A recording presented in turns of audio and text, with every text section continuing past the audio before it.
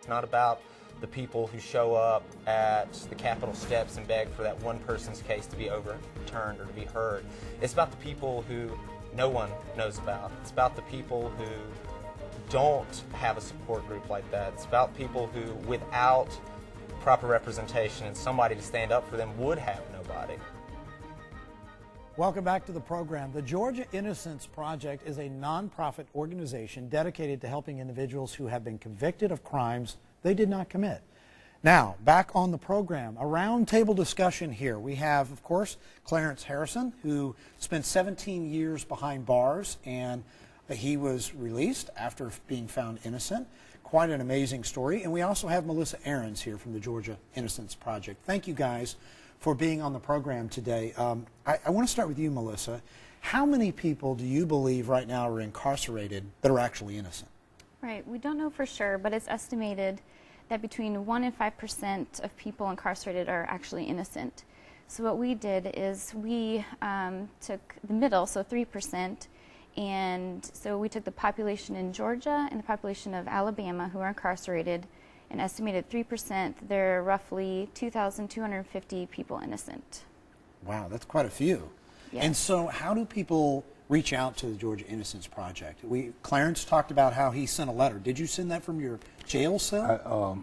I first got a clipping from a news article that was brought to me, and I wrote a letter to the Georgia Innocence Project in which they received, and they sent me a form which I had to fill out, and that's how they come about accepting my case. Unreal. Mm-hmm. And so what is the easiest way for people to reach out to you? What can you do for those that believe they're innocent? Sure. We start investigating a case. An inmate needs to write to us, to our office, and then that letter goes to a team of law students. We use the help of law students every semester, and then they help us read the letters and decide whether we can help an individual or not. We are a nonprofit, so we look for certain criteria. And basically what we're really looking for is DNA evidence that wasn't tested at their trial. We find that evidence, we test it, and that's how we exonerate someone. How many success stories do you have like Clarence's here? Actually, I'm the first exoneree from the Georgia Innocence Project, and there's 4 other exoneree, which would be Robert Clark, Pete Williams, John White, and Michael Marshall.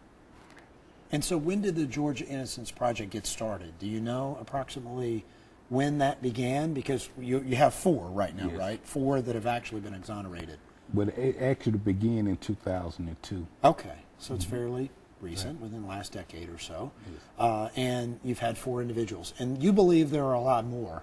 Yes. And you're working towards those releases on those individuals, I presume, as we speak, right? Yes, we have approximately 52 clients that we're working. I mean, we've investigated their case. We find that we do believe that they are innocent, and that's what we're working on now, is litigating those cases. And so you have lawyers on staff, I presume? Yes, we have 2 lawyers. One is Amy Maxwell. She's the executive director, and then we have a new staff attorney that started in January, and Christina Cribbs, and she helps us too. It makes you wonder, how does this happen? And that there's a need for your organization. Yes, and that's what we try to do as well. We try to educate the public about, eyewitness identification, how important that really is, and then we try to teach, other public defenders about the problem, about the issues. Clarence, I want to ask you one thing really quick, too, because when you were incarcerated, you have young children, I understand, yes, right? Mm-hmm. And leaving your children at, a very young age? For 17 years? Yes. Mm-hmm. They were 7 and 9? 7, 9, and 2? Yes. Wow. Mm-hmm. I still haven't established a proper relationship with them now. We still holding, my leaving it. I haven't accepted that. They feel as though I abandoned them, not understanding that I was taken and I did not abandon them. I think they understand it, but the hurt that they went through in my absence, I think they hold that against me. Yeah, I mean, it's damage, yes, to you, to your family, years lost. Right. Are you making up your time now? I'm trying to, but it's not as easy as people may think it was. It come out of, it's, you know, it's a dream come true to be free, and it's the greatest thing that could ever happen to a person after he's been wrongly, you know. But it's not the end of the story, that because there's life after, you know, exoneration. And that's the part what people forget, you know. There's a struggle trying to adapt back in society, and there's a struggle trying to accept what you have lost. And it's a struggle just realizing that you will never have those things again, you know. Yeah. You know. So, Melissa, we want to make sure, too, while we're here, that we let people know how they can reach out to the Georgia Innocence Project. Not only if they're in a situation like Clarence was, but also to help, right? You're a nonprofit organization. And so we want to make sure, is there any information you want to share with our viewers? Sure, yes. Since we are a nonprofit, how we stay afloat is through donations.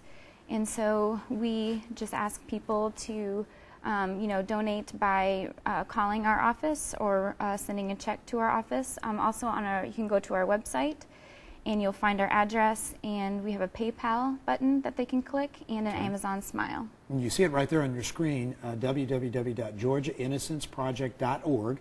The address, 2645 North Decatur Road, Decatur, Georgia.